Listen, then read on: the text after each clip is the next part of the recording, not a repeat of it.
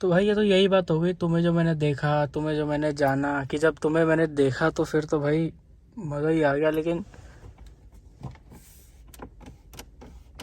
तुम्हें जो मैंने जाना, तो भाई जानने के बाद असलियत का पता चला।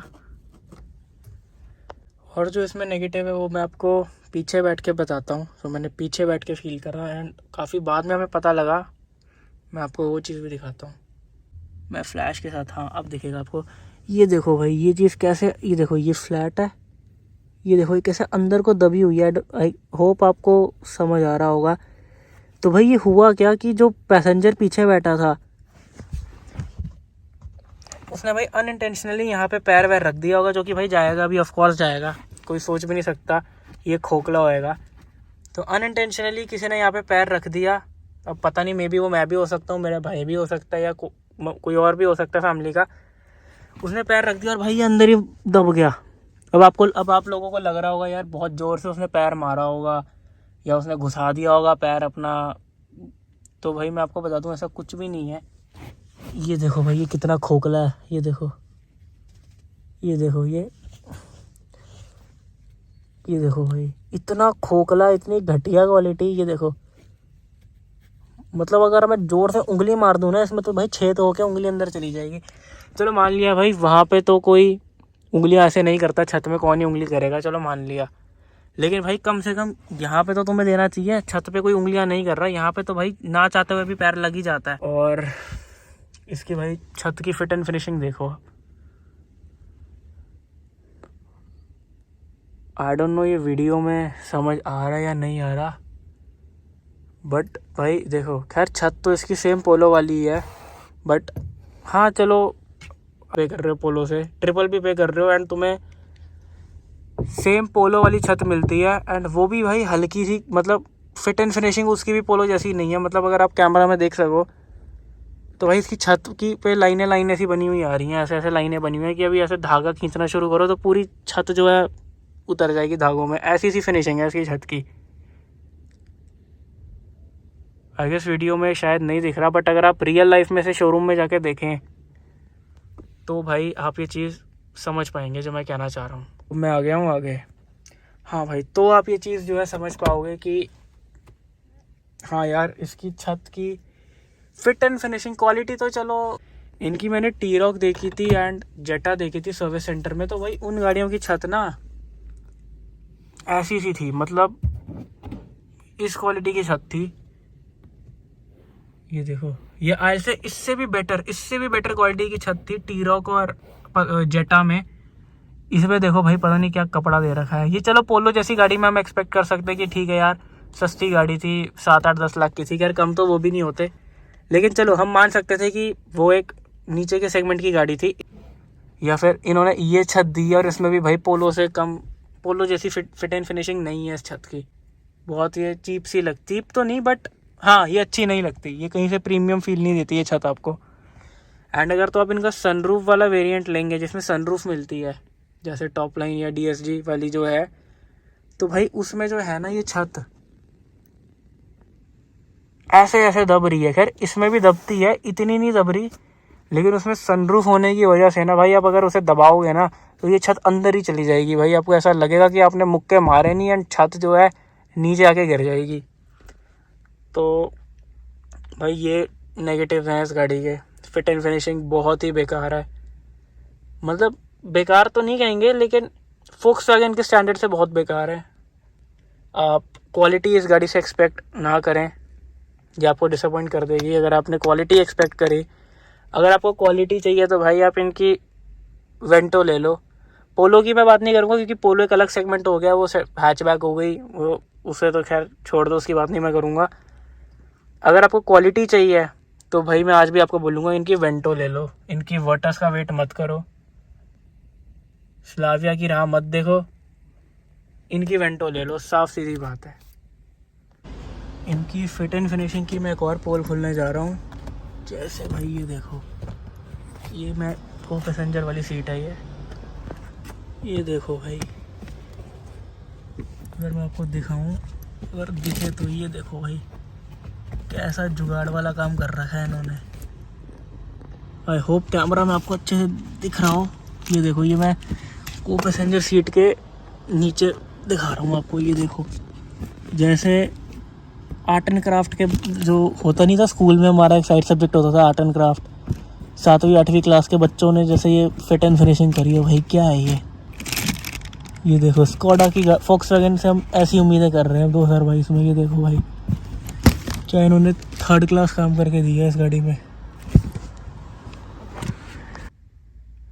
अब मैं आ गया हूँ इस गाड़ी के पीछे एंड अब भाई ये देखो, ये इस गाड़ी की ड्राइवर सीट के पीछे जो, ये देखो भाई क्या है ये जुगाड़ जो इन्होंने कर रखा है। मेरे पास इतनी स्पेस नहीं है कि मैं अच्छे से, ये देखो भाई ये तार, ये देखो क्या है यार ये। मतलब तुम क्या पागल बना रहे हो क्या लोगों को? इतना प्रीमियम तुम चार्ज कर रहे हो एंड वर्ल्ड वाइड तुम क्वालिटी के लिए जाने जाते हो। ये क्वालिटी है तुम्हारी जो शायद मैं पहला ही बंदा होऊंगा जिसने शायद इतने अंदर घुस के टाइगुन में देखा हो। ये देखो भाई कैसा ये तार, ये देखो ये भी एक तार है। कैसे भाई ये एक्सपोज से कर रखी है इन्होंने। मतलब अगर हम ये देखो, ये तो खैर अगर पोलो में अगर आप देखो ना तो भाई ये तारें कहाँ से जा रही हैं, कहाँ से अंदर घूम के जा रही हैं, आपको पता भी नहीं चलेगा। मतलब आप उस गाड़ी में तारें ढूंढते रह जाओ। शरेआम कंपनी ने जो है तारें एक्सपोज करी हुई हैं। ये देखो भाई, अगर आप ये देखो, क्या है यार ये, कैसी क्या फिट एंड फिनिशिंग है ये कि फोक्सवैगन इतना गिर जाएगा कभी सोचा भी नहीं था। जब इनकी 2010 में पोलो आई थी एंड लोगों ने उसे ख़रीदा, अप्रिशिएट करा कि यार इस प्राइस रेंज में, एक मिनट में गाड़ी के आगे जाके बात करता हूँ आपसे, कि इस प्राइस रेंज में इन्होंने पोलो निकाली एंड इतने सस्ते प्राइस में ये ऐसी लाजवाब क्वालिटी दे रहे थे पोलो में। 2010 की बात करें या चाहे हम आज की बात करें, आज की डेट की 2022 की, ऐसी क्वालिटी तो आज शायद 20-20 लाख की गाड़ियों में नहीं आती जो ये पोलो में दे रहे थे। एंड उस टाइम पे सोचो कितनी बड़ी बात थी यार कि इतनी सस्ती गाड़ी में, उस टाइम तो शायद 5-5.5 लाख की होती होगी पोलो का बेस मॉडल जब आया था 2010 में। तो कितनी हैरानी की बात है और कितनी अप्रिशिएट करने वाली बात है कि कंपनी इतनी सस्ती गाड़ी में इतनी, मतलब इतना कुछ, इतनी सेफ्टी, इतनी बढ़िया टॉप नॉच क्वालिटी दे रही थी। क्योंकि भाई आज आप किसी बलिनो वाले को बोलो कि अगर कि यार तेरी गाड़ी इतनी हल्की है या मारुति क्वालिटी क्यों नहीं देती, तो वो एक ही जवाब देगा कि भाई अब कंपनी तुम्हें 7-8 लाख रुपए में, 10 लाख रुपए में क्या ही क्वालिटी देगी। तो भाई उसका ये जवाब रहता है कि यार 10 लाख में क्या ही क्वालिटी देगी कंपनी। तो भाई उसका रिप्लाई ये है कि भाई तुम फोक्सवैगन की पोलो देखो, 6 लाख रुपए में, 7 लाख रुपए में तुम्हें ऐसी क्वालिटी वो दे रहे हैं जो कि शायद भाई 20 लाख की क्रेटा में भी नहीं है या और किसी भी गाड़ी में नहीं है फोक्सवैगन की, अपनी बाकी गाड़ियों को छोड़ के, जो कि इस गाड़ी ये गाड़ी उनमें से नहीं आती। ना वो कुशाक है, ना वो स्लाविया है, ना वो आने वाली वर्टस होगी। ये बहुत ही डिसअपॉइंटिंग है कि आप ये सोचो कंपनी ने ऐसी ऐसी चीज़ों पे कॉस्ट कटिंग करी है कि बंदा देखते ही बता दे कि हाँ यार यहाँ कॉस्ट कटिंग करी है। इंसोलेशन नहीं दी भाई, कॉस्ट कटिंग है। यार कॉस्ट कटिंग करनी है तो कम से कम ऐसी जगह पे करो ना जहाँ पे एक आम बंदा देख के बता भी ना पाए।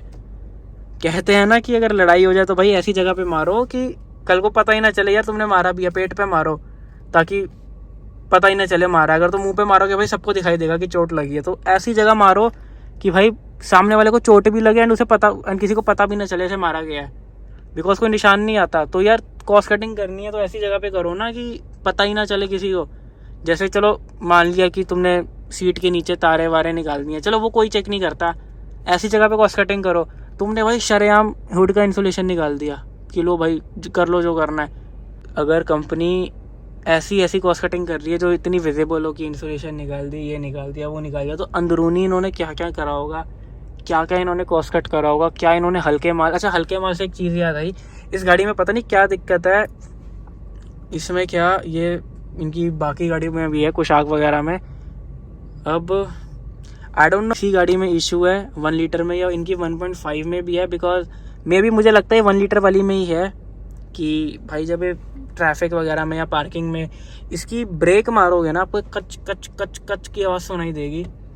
जो कि बहुत बहुत बहुत बहुत इरिटेटिंग है भाई। कहीं से वो प्रीमियम चीज़ नहीं फील होती, सोफिस्टिकेटेड फील नहीं होता। आप गाड़ी पार्क कर रहे हो, आपने हल्की सी आगे करी पीछे करी है ना, ब्रेक मारते हो तो एक कच कच कच कच की आवाज़ सुनाई देती है आपको, जैसे आप हैंड ब्रेक पे गाड़ी चला रहे हो या कोई चीज़ गाड़ी को डिस्टर्ब कर रही है, इरिटेट कर रही है। ऐसी एक बड़ी गंदी सी आवाज़, अब मैं आपको क्या ही बताऊँ अभी। लेकिन हाँ भाई, अगर आप ओन करते हो ये गाड़ी तो आपको पता होगा मैं क्या कह रहा हूँ। अगर आप लेने की सोच रहे हो तो हाँ भाई, इसमें दिक्कत है। ऐसा नहीं है कि सिर्फ हमारे पीस में दिक्कत है, हम इनके शोरूम में भी गए थे, हमने और भी गाड़ी चलाई टेस्ट ड्राइव वाली, उसमें भी भाई सेम दिक्कत है। अब मुझे नहीं पता यार ये 1 लीटर वाली में है, क्योंकि हमने 1 लीटर ही चलाई थी। 1.5 में अगर है या नहीं मुझे नहीं पता, आप कमेंट करके बताइए। बट है भाई, मुझे तो ऐसा फील होता है कि इसकी कोई लोकलाइजेशन में इसमें पार्ट ऐसा लगा रखा है जिससे भाई गाड़ी जो है कच कच कच कच करती है। मे बी, क्या पता मैं गलत हूँ या सही भी हूँ, मुझे नहीं पता। बट मुझे ऐसा लगता है कि कोई पार्ट इन्होंने ऐसा लगा दिया कि भाई कच कच कच कच करती है गाड़ी। एंड इसमें कोई हैरानी वाली बात भी नहीं है, अगर इन्होंने ऐसा कोई सस्ता पार्ट लगा दिया, इसमें कोई हैरान होने वाली बात भी नहीं है।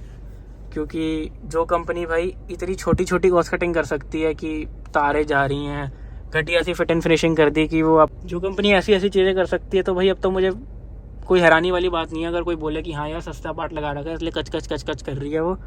तो हाँ, ये है। एक और कॉस्ट कटिंग मैं आपको दिखाऊंगा। ये देखो भाई, ये जो डिक्की है इसकी, ये जो पीछे गत्ता लगा होता है टायर के ऊपर, भाई इसकी बड़ी क्वालिटी चेक करो। ये देखो भाई यार, ये कम से कम पूरा तो दे देते।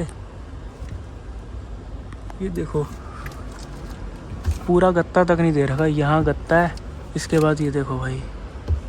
और ये देखो सबसे घटिया सबसे सस्ते क्वालिटी का जो गत्ता होता है, ये वो लगा के कंपनी ने दे रखा है। पर कुछ मैं कमियों की बात करूँगा, क्योंकि भाई कमियाँ ही कमियाँ हैं, कमियाँ ही कमियाँ हैं। हर चीज़ में कमियाँ होती हैं, इसमें भी है।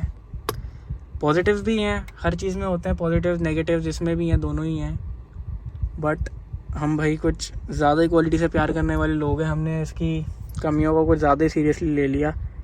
आप लोग कमेंट करके बताना गाइस कि जो चीज़ें मैंने आपको बताई हैं अभी तक इस गाड़ी के बारे में, वो क्या मैं सही कह रहा हूँ या फिर मैं ज़बरदस्ती कमियाँ निकाल रहा हूँ गाड़ी में। बिकॉज फोक्सवैगन है यार, क्वालिटी है तभी बंदा लेता है, नहीं तो क्या ही रीज़न हो गया इनकी गाड़ियाँ लेने का। एंड जो हमें इस गाड़ी को लेने के बाद इशू आया था वो था भाई रैटलिंग नॉइज़ का। पता नहीं भाई क्यों था वो, इसके डोर्स के यहाँ से कोई चीज़ जो है आवाज़ कर रही थी जब भी हम गाड़ी स्लो स्पीड पे किसी गड्ढे से या कहीं से निकलती थी, तो बड़ी ना मतलब किड़ मतलब एक रैटलिंग नॉइज़ सुनाई देती थी, जैसे यार कोई सस्ते प्लास्टिक को मोड़ने की आवाज़ नहीं होती, वैसी सी आवाज़ आ रही थी कच कच। मतलब मैं कैसे वो निकाल के बताऊं, बट हाँ आ रही थी। सो हम सर्विस सेंटर लेकर गए, उन्होंने ना इसके दरवाज़ों पे एक स्प्रे मार दिया, हर दरवाजे पे पता नहीं क्या स्प्रे था वो उन्होंने मार दिया। एंड बोला साहब अब नहीं आएगी इसकी रैटलिंग नॉइज़। एंड हाँ, उसके बाद रैटलिंग नॉइज़ ख़त्म हो गई थी, लेकिन कुछ दिन तक ख़त्म हो गई थी। तो सबसे पहले तो यार मुझे ये सोचने वाली बात है कि अगर कंपनी को पता था कि ये इशू था, एंड उन्हें पता था, जैसे ही हमने रैटलिंग नॉइज़ का बोला उन्होंने बोला कि हाँ यार ये इशू था सर, तो उन्होंने लगा दिया। तो अगर उन्हें पहले से ही पता था तो भाई तुमने गाड़ी में करके क्यों नहीं दिया। तो वहाँ पे है ना, इन्होंने क्या करा मैं अगर आपको दिखाऊँ,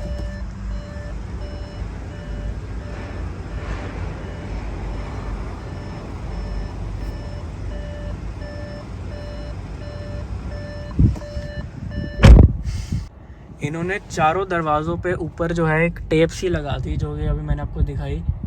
इन्होंने कहा कि इसके बाद रैटलिंग नॉइज़ नहीं आएगी। चलो यार ठीक है, तुमने सोल्यूशन कर दिया, बट मुझे एक ना बड़ी एक अजीब सी फीलिंग आई कि यार ये कैसा जुगाड़ था यार, तुमने इतने पैसे खर्च कर रहे हैं, तुम फोक्सवैगन ले रहे हो एंड तुम्हें मारुति वाली फील आ रही है। मुझे नहीं लगता मारुति भी ऐसी क्वालिटी दे रहा है आज की डेट में कि भाई चलो रैटलिंग नॉइज़ में आती होगी, बट भाई ये क्या जुगाड़ है कि तुमने टेप लगा दी।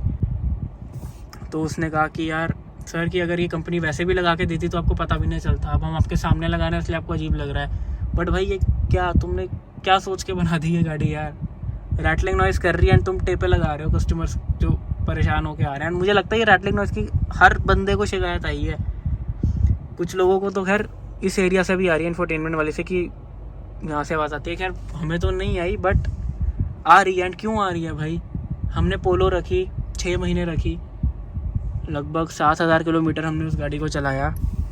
एंड भाई एक बार ऐसा हुआ था कि हम दिल्ली टू पंजाब जा रहे थे एंड कुछ किसानों का चल रहा था, तो उस वजह से ना जो रास्ता था वो बंद था, तो हम गाँव के इलाके से अंदर से गए थे। एंड भाई इतनी गंदी ऑफ रोडिंग हुई थी ना, पोलो जैसी गाड़ी में पोलो ने ऐसी ऑफ रोडिंग करी जो शायद किसी ने अपनी फॉर्च्यूनर लेके भी ना करी हो। अनएक्सपेक्टेडली, हमें पता नहीं था करनी पड़ेगी, अगर पता होता हम या तो जाते ही ना, या उस रास्ते से तो बिल्कुल नहीं जाते। हमने अनएक्सपेक्टेडली इतनी गंदी वाली ऑफ रोडिंग करी एंड गाड़ी को कुछ नहीं हुआ, बच गए हम। 5 लोग बैठे थे, सामान भी था। बीच में हम कहीं उतर भी गए थे कि हमें जहाँ पे लगा यार बहुत बड़ा गड्ढा है, हम बाहर आ गए कि ग्राउंड क्लियरेंस बढ़ जाए।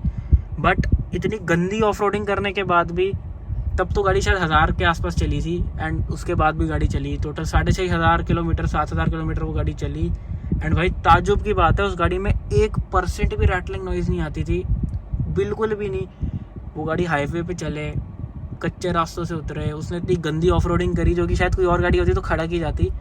बट भाई पोलो में 1% की भी रैटलिंग नॉइज़ नहीं आती थी। हम एक बार भी हमने शिकायत नहीं करी यार गाड़ी यहाँ से आवाज़ कर रही है, गाड़ी यहाँ से आवाज़ कर रही है, पीछे से आवाज़ आ रही है, कोई भी उसमें आवाज़ नहीं थी। एंड आप मानोगे नहीं, 6-7 लाख रुपए की गाड़ी है वो। मतलब खैर हमारा तो ऊपर वाला मॉडल था, बट बेस मॉडल में भी खैर क्वालिटी तो सेम ही है। इस गाड़ी में लेने के 2 दिन बाद ही रैटलिंग नॉइज़ आने लग गई, पता नहीं कहाँ से, मतलब कहाँ से क्या दरवाज़ों से आने लग गई। एंड जब उन्होंने वो जुगाड़ से टेप लगाई ना भाई, वो बहुत बुरा लगा कि यार क्या देसी जुगाड़ है ये, क्या है ये सब। तो यार देखो, मेरे हिसाब से अगर आप पोलो रैपिड वेंटो के बाद स्विच कर रहे हो, तो जो मुझे लगता है कि आपको ये गाड़ी लेनी चाहिए भी या नहीं भी लेनी चाहिए। देखो, जो इसका पॉजिटिव है ना, वो है इसकी ड्राइव। अब मैंने गाड़ी के इतने सारे भर के नेगेटिव बता दिए, लेकिन जो इसका पॉजिटिव है ना, वो है इसकी ड्राइव। जब आप इसे चला लोगे ना, देखो इसकी कुछ कमियां हैं जो हमें लेने के बाद पता चली, जैसे फिट एंड फिनिशिंग कुछ हो गई, जो हमें गाड़ी लेने के बाद धीरे धीरे पता चली। बट आज की डेट में आपको लग रहा होगा वीडियो देख के कि यार मैं तो बड़ा परेशान हूँ अपनी गाड़ी से। और भाई जैसे ये चलती है ना, जब आप इस गाड़ी को चला लोगे ना, बिलीव मी, आप और कोई भी गाड़ी नहीं चला पाओगे। आप इसे चला के बोलोगे यार इसकी सारी गलतियाँ माफ़ हैं। इतनी कमाल की चीज़ है ये जब चलने में आती है। तो इसकी हाई स्पीड स्टेबिलिटी हो गई, इसका स्टीयरिंग का फीडबैक हो गया, इसकी फील हो गई, भाई कोई मैच ही नहीं है। सही में कोई मैच ही नहीं है, कोई इसके आसपास तक नहीं आता। जब बात आ जाती है ड्राइविंग प्लेजर की, कोई भी गाड़ी हराना तो छोड़ो, बीट करना तो छोड़ो, कोई इसके क्लोज भी नहीं आती। हमने सारी गाड़ियों की टेस्ट ड्राइव ली थी, जीप कंपास को छोड़ के। खैर वो तो एक अलग सेगमेंट हो गया, वो एक अपर सेगमेंट हो गया। बट इस सेगमेंट में अंडर 20 लाख हमने सारी गाड़ियां चला के देखी। एंड भाई कसम से इस गाड़ी जैसी कोई गाड़ी नहीं चलती।